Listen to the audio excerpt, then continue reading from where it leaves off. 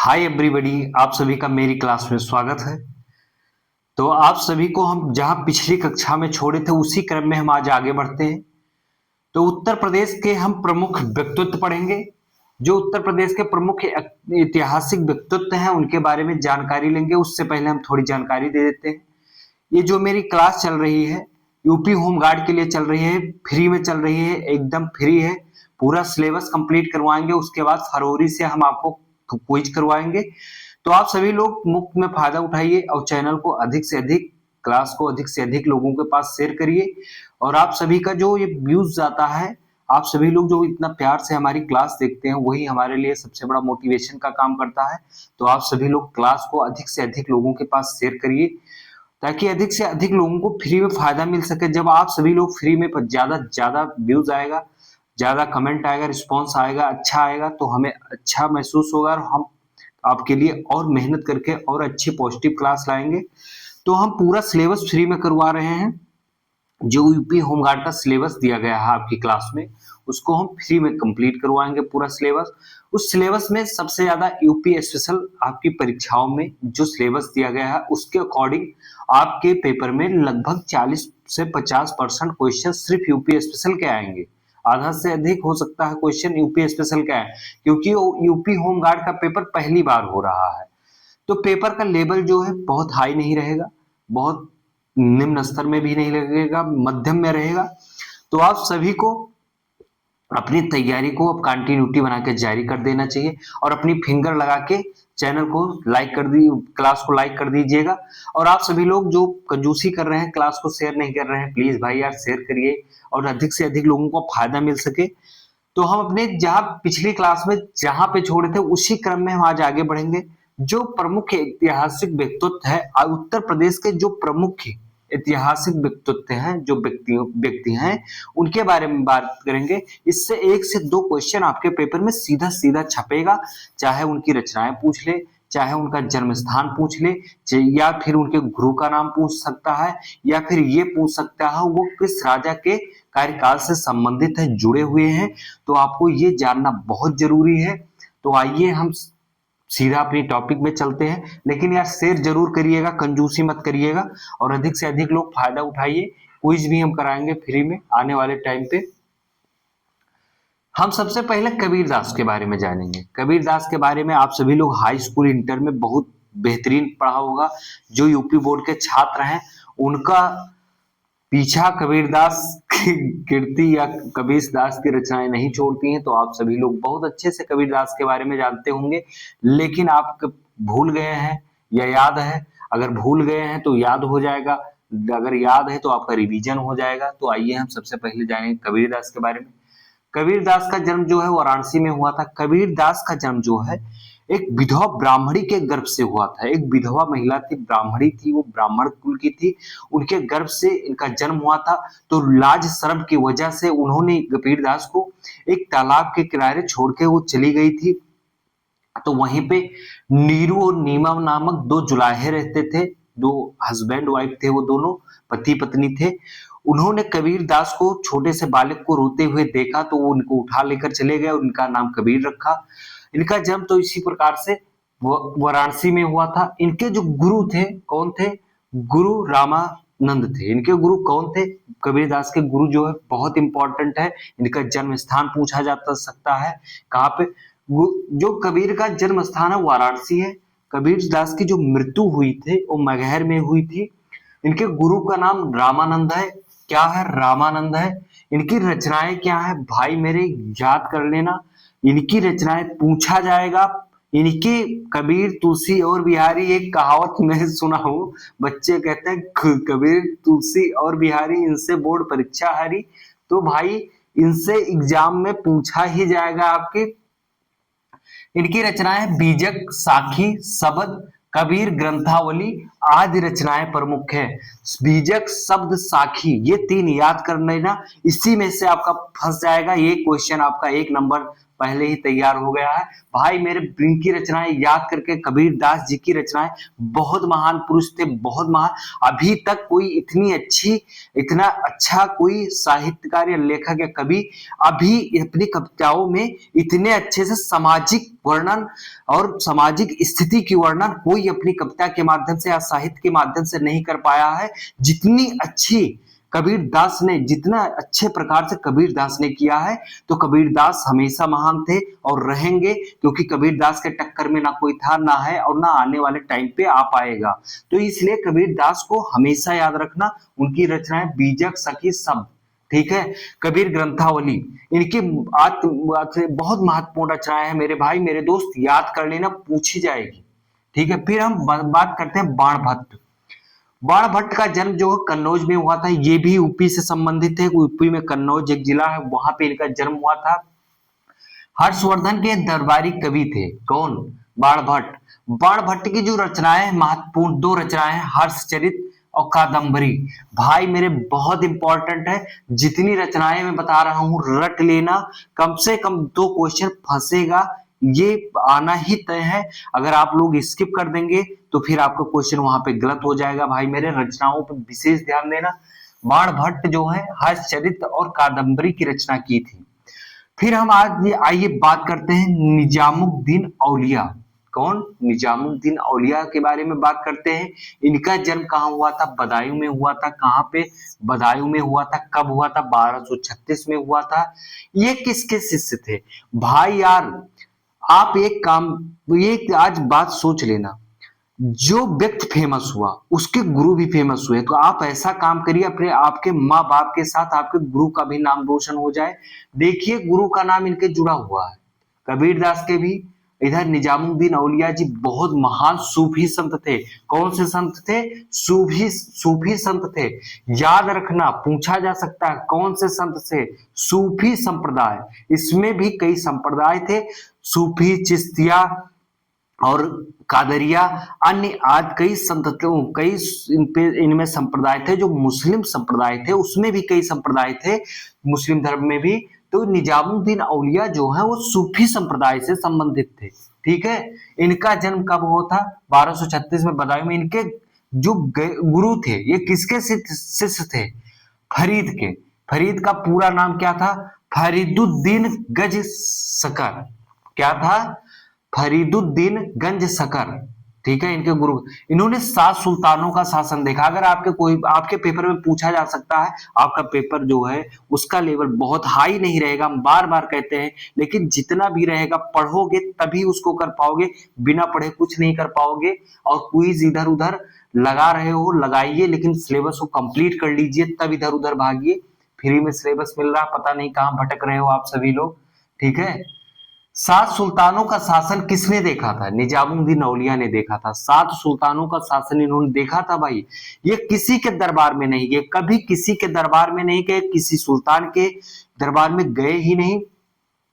एक बार अलाउद्दीन खिलजी कोशिश किया था इनसे मिलने की, तो ये पहले ही बता दिए थे अगर अलाउद्दीन खिलजी हमसे मिलने आता है तो अगर एक गेट से वो आएगा तो हमारा एक गेट और है, हम उस गेट से बाहर निकल जाएंगे लेकिन मुलाकात नहीं करेंगे। ये किसी से मुलाकात नहीं किए थे। सोचिए जब ये अलाउद्दीन खिलजी से मुलाकात नहीं किए थे तो फिर कितने अपने आप में इनको सोचिए कितना अच्छे व्यक्ति थे कि ये किसी के दरबार में नहीं थे, किसी के अधीन रहकर कार्य नहीं करना, अपना जो सूफी संत का सिलसिला था उसको आगे नहीं बढ़ाना चाहिए, स्वतंत्रता पूर्वक अपने धर्म के लिए कार्य कर रहे थे। इन्होंने, इनका नाम जो है महबूब इलाही के नाम से प्रसिद्ध है। अगर पूछा जाए महबूब इलाही किसका उपनाम है, आपके परीक्षा में उपनाम भी पूछा जा सकता है, पूछा जाएगा। निजामुद्दीन औलिया का उपनाम महबूब इलाही था। इनकी मृत्यु कहाँ हुई थी? दिल्ली में हुई थी। कब हुई थी? 1325 ईस्वी में हुई थी।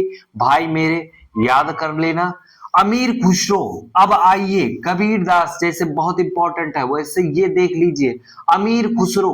अमीर खुसरो के बिना आपकी कोई परीक्षाएं संपन्न ही नहीं हो सकती है भाई। अमीर खुसरो से कुछ ना कुछ जरूर पूछा जाएगा, ठीक है। अमीर खुसरो का जन्म कहाँ हुआ था? पटियाली में हुआ था।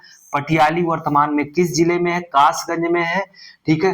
पहले जब एटा जिला था तो कासगंज जब अलग नहीं हुआ था तब बहुत जगह एटा लिखा मिलेगा, लेकिन अब एटा नहीं रह गया है, अब आपको कासगंज याद रखना पड़ेगा। इनका जन्म कासगंज जिले में पटियाली में हुआ था। 1253 ईस्वी में हुआ था। जो आजकल हम अभी यह खड़ी हिंदी में पढ़ा रहे हैं, आप खड़ी हिंदी में पढ़ रहे हैं, खड़ी हिंदी लिख रहे हैं, बोल रहे हैं, तो इसका जन्मदाता कौन था? खड़ी हिंदी का भाई बहुत बार आपके पेपर में सीधा सीधा छपेगा, ये 100% लिखित ले लीजिए कि खड़ी बोली का जनक कौन था? खड़ी बोली का जनक अमीर खुसरो था। हमने शॉर्ट में इसलिए लिख दिया है क्योंकि हम आपको पूरा बताएंगे, आप लोग नोट्स नहीं बनाते हो तो आप नोट्स आज बनाना पड़ेगा, हमने इसलिए शॉर्ट में लिखा है, हम बताते जा रहे हैं। आप क्लास को 1 से 2 बार देख लेना, याद हो जाएगा, और आप नोट्स बना लीजिए। आप लोग नोट्स नहीं बनाते हो, हर चीज हर क्लास में अगर सोचते हो कि ऐसे ही बिना रिवीजन किए एक चीजें आपके दिमाग से निकल जाएंगी, आपको लगेगा सब याद हो गया है, लेकिन आपके दिमाग से सब कुछ निकल जाएगा। तो इसलिए आप नोट्स जरूर बना लेना, शब्दों पे गौर करना, ठीक है। अमीर खुसरो खड़ी बोली का जनक था। किसका? खड़ी बोली का। ये स्वयं को तूतीय हिंद कहता था। क्या कहता था? तूतीय हिंद किसे कहा जाता था? अमीर खुसरो को कहा जाता। ये स्वयं को तूतीय हिंद कहता था, ठीक है। तूतीय हिंद के नाम से बहुत प्रसिद्ध था ये, ठीक है। इसका ये किसका शिष्य था? निजामुद्दीन औलिया। अभी हम उन्हीं के बारे में ऊपर बात किए हैं। निजामुद्दीन औलिया का शिष्य था कौन? अमीर खुसरो। इसकी रचनाओं के बारे में हम बात करते हैं, आइए सीधा इनकी रचनाएं भी जान लेते हैं। रचनाएं इनकी हैं मिफ्ता उल फुतूह, मिफ्ता उल फुतूह, खजाइन उल फुतूह, अस्का। अस्का के बारे में अभी हम थोड़ा सा बताएंगे। अस्का बहुत प्रसिद्ध है भैया, मेरे दोस्त, मेरे बहना, मेरे याद कर लेना, यह अस्का किसकी रचना है? सीधा सीधा पूछा जाएगा। अमीर खुसरो से आप भाग नहीं सकते, उनको बहुत अच्छे से पढ़ना। अस्का किसकी रचना है? अमीर खुसरो की रचना है। नूर सिप ये भी बहुत बार, ये बहुत इंपॉर्टेंट है। नूर सिपहर किसकी रचना है? अमीर खुसरो की रचना है। तुगलकनामा की रचना किसने की है? अमीर खुसरो ने की है। अस्का जो है, अस्का के बारे में हम थोड़ा सा जान लेते हैं। अस्का क्या है? अस्का में जो है, अस्का एक जो है प्रेम प्रसंग की एक वो है, ग्रंथ है, प्रेम प्रसंग की एक जो अस्का आपकी है वो प्रेम प्रसंग की एक ग्रंथ है। इसमें खिरज खां और एक मैं नाम भूल रहा हूं, क्या नाम है उनका, खिरज खां और एक देवल रानी, हाँ सॉरी देवल रानी, खिरज खां और देवल रानी के प्रेम प्रसंग का यहाँ पे वर्णन किया गया है। कहाँ पे? अस्का में। अस्का उन्हीं के ऊपर लिखी गई है। फिर ईरानी तंबूरा, जो ईरानी तंबूरा था वो, और भारतीय बीड़ा, जो भारतीय बीड़ा था और ईरानी तंबूरा था, उसको मिलाकर, दोनों को मिलाकर एक बनाकर एक नया आविष्कार किया गया। उसका जो एक ये वादन यंत्र बना वो सितार के नाम से जाना गया। तो आपकी परीक्षा में सीधा सीधा पूछा जा सकता है, सितार का आविष्कार किसने किया था? अमीर खुसरो ने किया था। तबला का आविष्कार किसने किया था? अमीर खुसरो ने किया था। जो सितार है वो किससे मिलकर बना है? ईरानी तंबूरे और भारतीय बीड़ा से मिलकर बना है। याद कर लेना, ये सब नोट कर लेना, आप अपने नोट्स बनाते रहिएगा, टाइम पास मत करिएगा, नहीं तो आपकी परीक्षाएं आपके हाथ से निकल जाएंगे, टाइम बीत जाएगा, फिर आपके हाथ पछतावा लगेगा, ठीक है। तो आप अभी मौका है, फायदा उठा लीजिए, वैकेंसी कब आएगी पता नहीं, ठीक है। शेख फैजी, ये अकबर के 9 रत्नों में से एक था। अकबर के 9 रत्नों में शेख फैजी भी था, ठीक है। इसका जन्म कहाँ हुआ था? आगरा में हुआ था। इसकी रचनाएं जो है, आइए सीधा हम इसकी रचनाओं के बारे में जान लेते हैं। गणित ग्रंथ लीलावती, गणित ग्रंथ हिंदू अपनी भारतीय ग्रंथ है, गणित ग्रंथ थी जो प्राचीन काल में मध्य काल में लिखी गई थी। गणित ग्रंथ लीलावती का फारसी अनुवाद किया था, किसने किया था? शेख फैजी ने किया था। कौन सी? गणित ग्रंथ लीलावती का फारसी में अनुवाद किसने किया था? शेख फैजी ने किया था। पंचतंत्र बहुत प्रसिद्ध, दुनिया के सबसे प्रसिद्ध ग्रंथों में से एक पंचतंत्र, ठीक है। पंचतंत्र, पंचतंत्र की जो संस्कृत में ये ग्रंथ था, इसका फारसी में अनुवाद किसने किया था? शेख फैजी ने किया था। और जो आपकी महाभारत है उसको रजनामा, रजनामा, ठीक है, फारसी में जो अनुवाद किया गया है महाभारत का अनुवाद रजनामा के नाम से किया गया है। उसमें जो एक टीम बनाई गई थी, कई लोग मिलकर महाभारत को फारसी में अनुवाद किए थे, उसमें शेख फैजी भी सम्मिलित था। कौन? शेख फैजी, उसमें शेख फैजी भी था। ठीक है, जैसे आपके ऑप्शन में आता है तो शेख फैजी भी रजवानामा यानी कि महाभारत के फारसी में अनुवाद करने में ये भी सम्मिलित था। लेकिन इसकी जो प्रमुख थी जिसको इसने स्वयं किया था, इसमें कोई सम्मिलित नहीं था, वो गणित ग्रंथ लीलावती और पंचतंत्र था। ठीक है, याद कर लेना, इसीलिए कई बार बताते हैं इसी क्लास में आपको याद हो जाए, सब चीजें क्लियर हो जाएं, आपके दिमाग में एक एक चीजें रट जाएं, बैठ जाएं। अब्दुल कादिर बदायूनी, जो अब्दुल कादिर बदायूनी था, इसका जन्म कहाँ हुआ था? बदायूं में हुआ था। कहाँ हुआ था भाई मेरे? बदायूं में हुआ था। इसकी रचनाएं प्रमुख कौन कौन सी हैं? आइए जान लेते हैं, आपकी परीक्षा में पूछी जा सकती है। मुंतसब उत तवारीख, कौन सी रचनाएं हैं? नाम आपको बोलने में पढ़ने में बहुत अटपटा लगेगा, इसीलिए कहते हैं कई बार पढ़ोगे तभी याद होगा। मुंतसब उत तवारीख या तारिख बदायूनी, सबसे अच्छा यही नाम है, तारिख बदायूनी। और उम्मीद भी है कि तारिख बदायूनी किसने लिखा था, पूछा जाएगा तो आप लिख देना, आप ऑप्शन लगाना अब्दुल कादिर बदायूनी का। ये रामायण और महाभारत का फारसी अनुवाद में योगदान दिया था। रामायण और महाभारत, महाभारत जो रजनामा हम अभी पहले बता चुके हैं रजनामा के नाम से, उस टीम का हिस्सा अब्दुल कादिर बदायूनी भी था। अबुल फजल, अबुल फजल जो है, अबुल फजल के बारे में आप जान लीजिए, अकबर के 9 रत्नों में से एक था अबुल फजल। अबुल फजल शेख फैजी का ही भाई था। ठीक है, इसका भी जन्म कहाँ हुआ था? आगरा में हुआ था। इसकी रचनाएं कौन सी? बहुत महत्वपूर्ण रचनाएं हैं, बहुत महत्वपूर्ण, लिख लेना, रट लेना।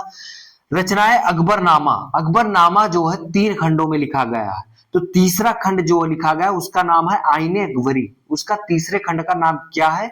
आईने अकबरी है। तो अकबरनामा का तीसरा खंड जो है आईने अकबरी, आईने अकबरी की रचना किसने की थी? अबुल फजल ने की थी।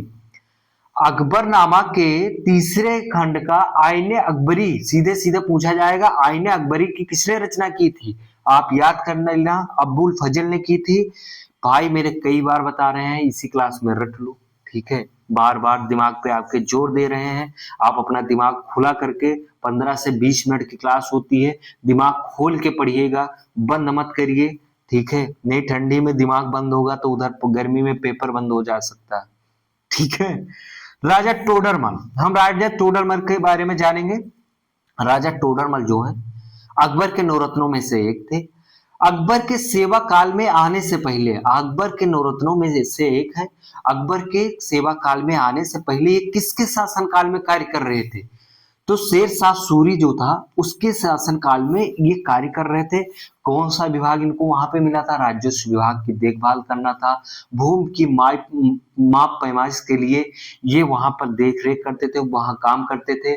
शाहजहां का अंत हो जाता, सॉरी, शेर शाह सूरी का अंत हो जाता है, वहां पे कोई योग्य शासक नहीं रहता।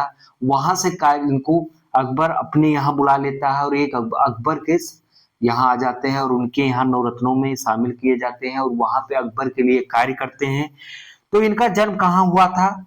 सीतापुर में हुआ था। उत्तर प्रदेश में जिला है सीतापुर, सीतापुर में इनका जन्म हुआ था। याद रखना मेरे भाई, भू राजस्व व्यवस्था का नवीन स्वरूप दिया था इसने। अकबर के यहाँ जब आया तो भू राजस्व व्यवस्था जो उस समय थी उसको परिवर्तित करके एक नया स्वरूप दिया, एक नया आकार दिया, एक नई पैमाइश का आधार दिया। उसका नाम दिया गया दहसाला बंदोबस्त। क्या नाम था? दहसाला बंदोबस्त। याद कर लेना, दहसाला बंदोबस्त क्या था? भू राजस्व व्यवस्था का नवीन स्वरूप था, भूमि पैमाइश करने का नया स्वरूप था। ये किसने विकसित किया था? इसका आविष्कार किसने किया था या विकसित किसने किया था? राजा टोडरमल, राजा टोडरमल ने किया था। इनका नाम राजा टोडरमल था। ठीक है, जिसमें भूमि की माप की जाती थी। बीरबल की बात करेंगे आज, अकबर के 9 रत्नों में से एक, अकबर के सबसे प्रिय थे। ठीक है। इनका जन्म कहाँ हुआ था? कालपी में हुआ था, जालौन में हुआ था। अकबर जब इसको एक युद्ध अभियान में भेज देता है और ये युद्ध अभियान में जाता है बीरबल, वहां पे अकबर जब मारा जाता है, अकबर की मृत्यु हो जाती है, ओ सॉरी, बीरबल की मृत्यु हो जाती है। तो अकबर इनकी मृत्यु से इतना आहत होता है, इतना दुखी होता है कि कई दिनों तक भोजन नहीं करता है। इतना दुखी हो जाता है बीरबल के मृत्यु हो जाने के बाद से। ठीक है, तो बीरबल को याद रखना, उनके नवरत्नों में से एक थे। इनका जन्म स्थान पूछा जा सकता है, कहाँ हुआ था? तो कालपी जलौन में हुआ था। इनका मूल नाम क्या था बचपन का? महेश दास था। इन्हों दीन ए इलाही एक प्रथा अकबर ने शुरू की थी। दीन ए इलाही नया धर्म एक शुरू किया था अकबर ने, दीन ए इलाही। दीन ए इलाही स्वीकार करने वाला प्रथम व्यक्ति कौन था? सीधे सीधे परीक्षा में आएगा, कौन था? दीन ए इलाही स्वीकार करने वाला प्रथम व्यक्ति बीरबल था। ठीक है, तो इस प्रकार इतने व्यक्तियों के बारे में हमने जानकारी ली। जय और अगली क्लास में जो बचे हैं हम उनकी अगली क्लास लेंगे। ठीक है, तो आप सभी लोग जो महान व्यक्तित्व है उनको याद कर लेना, उनकी रचनाएं याद कर लेना, उनको गुरु के याद कर लेना, उनका जन्म स्थान याद कर लेना। उनकी रचनाएं बहुत महत्वपूर्ण है सबकी, किसने किस ग्रंथ का रचना किया है। अगर आप याद करके जाते हैं तो दो दो क्वेश्चन आपके सही हो जाएंगे, कोई काट नहीं पाएगा। तो आप सभी लोग, महत्वपूर्ण चीजें हैं, बहुत कम समय में आपको कम से कम समय में अधिक से अधिक चीजें मिल रही हैं, तो उसका फायदा उठाइए। चैनल को अधिक से अधिक लोगों के पास शेयर करिए, फ्री में क्लास चल रही है तो उसका फायदा उठाइए, इधर उधर मत भटकिए और अब भटकाव बंद करके अब स्थिरता लाइए। आपका एग्जाम ज्यादा दिन बचा नहीं है। आपको लगता होगा यूपी होमगार्ड में कोई कंपटीशन नहीं होने वाला, भैया बीएड बीटेक करने वाले भी फॉर्म डाले हैं, आज जान लीजिए। बीएड बीटेक करने वाले यूपी होमगार्ड का फॉर्म डाले। बेरोजगारी का स्तर इतना उच्च बढ़ गया है, इतना उच्च स्तर पे पहुंच गया है कि आप आंकड़ा मत देखिए। आप सोशल मीडिया पे जो ये भटक रहे हैं इधर उधर, रील खिसकाने से कुछ नहीं होगा, आपको पढ़ना पड़ेगा। बीएड बीटेक धारी लोग भी वो यूपी होमगार्ड का फॉर्म डाले हैं। वैकेंसी आप देख ही रहे हैं कितनी है। जो फॉर्म पड़ा है वो 25,30,000 पड़ा हुआ है, तो कंपटीशन बहुत हाई होगा। तो आपको पढ़ना पड़ेगा, पढ़ने के अलावा कोई विकल्प नहीं है। क्विज आप इधर उधर बहुत तेजी से लगा रहे हो, भटक। पहले तो सिलेबस कंप्लीट कर लीजिए, सिलेबस कंप्लीट होगा तो कम भाई यार आपको पास होने से कोई रोक ही नहीं पाएगा। सिलेबस कंप्लीट करिए, रिवीजन करिए, उसके बाद आप क्विज लगाइए।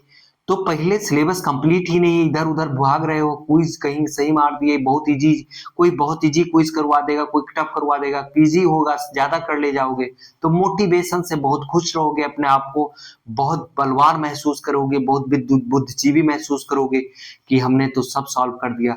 अगर क्विज नहीं कर पाए, कठिन रही, तो आप अपने आप को बहुत निराश, आपके अंदर बहुत निराशा आएगी, हताशा आएगी। तो हताशा, निराशा और बलवान बुद्धिजीवी बनने की कोई जरूरत नहीं। पहले सिलेबस कंप्लीट करिए, फ्री में क्लास उपलब्ध है। अब हम चलते हैं, अगली क्लास में मिलेंगे। जय हिंद, धन्यवाद।